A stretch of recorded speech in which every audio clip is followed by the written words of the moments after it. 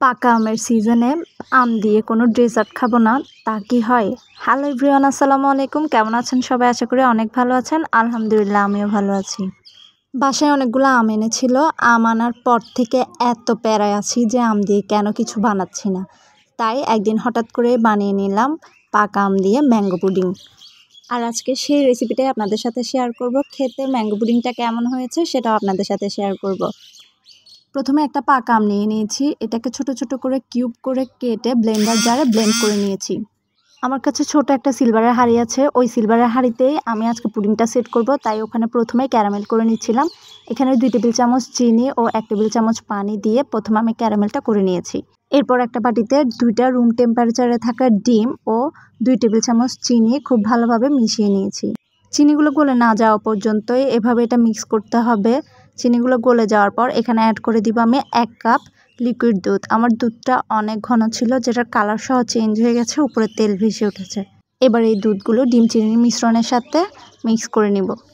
এবার এর সাথে অ্যাড করে দিয়েছি আমি 1 টেবিল চামচ উঁচু করে পাউডার মিল্ক।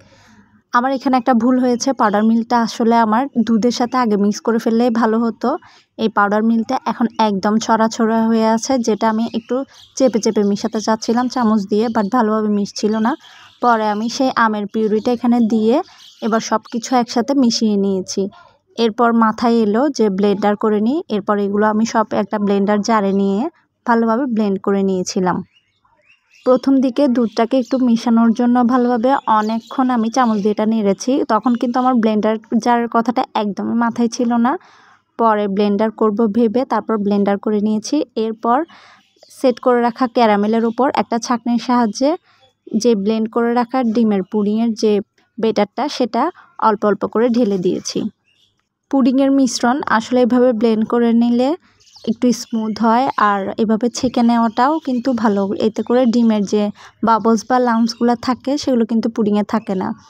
এই ছোট ছোট টিপসগুলো আসলে ফলো করলে কিন্তু পুডিং অনেক ভালো হয়। এবার সবগুলো ডিমের পুডিংয়ের অংশটা ঢেলে দিয়ে একটা হাঁড়িতে পর্যাপ্ত পরিমাণ পানি দিয়ে এর উপর একটা টিস্যু দিয়ে দিয়েছিলাম। তার উপরে আমি এই পুডিংয়ের হাঁড়িটা বসিয়ে দিয়েছি। এখানে আপনাদের সাথে একটা টিপস শেয়ার করি। পুডিংয়ের হাঁড়ি যদি নিচে অল্প একটু পানির মধ্যে ডুবানো থাকে তাহলে কিন্তু পুডিংয়ের ফিনিশিংটা অনেক সুন্দর হয়, দানাদার ভাবটা তেমন একটা আসে না। যদি এটা পানির উপরে স্ট্যান্ড দিয়ে হাঁড়িটা একটু উপরের দিকে থাকে তাহলে কিন্তু পুডিংটা কেমন যেন একটু দানাদার হয়। যাই হোক, এবারই দেখতে পাবেন আমার পুডিংয়ের ফাইনাল লুকটা। মাশাল্লাহ, একদম স্মুথ হয়েছে, কালারটাও কিন্তু একদম মন মতো এসেছে। এখানে কিন্তু পুডিংটা তেমন একটা দানাদার হয়নি, এটা জাস্ট ওয়াও ছিল দেখতে। খেতেও মাশাল্লাহ ভালোই হয়েছে। এগ পুডিংয়ের মতো দেখতে হলো, এগ পুডিং আর ম্যাঙ্গো পুডিংয়ের টেস্ট কিন্তু একদমই আলাদা। ভিডিওটা ভালো লেগে থাকলে লাইক কমেন্ট করতে ভুলবেন না। যারা এতক্ষণ সাথে ছিলেন সবাইকে অসংখ্য ধন্যবাদ।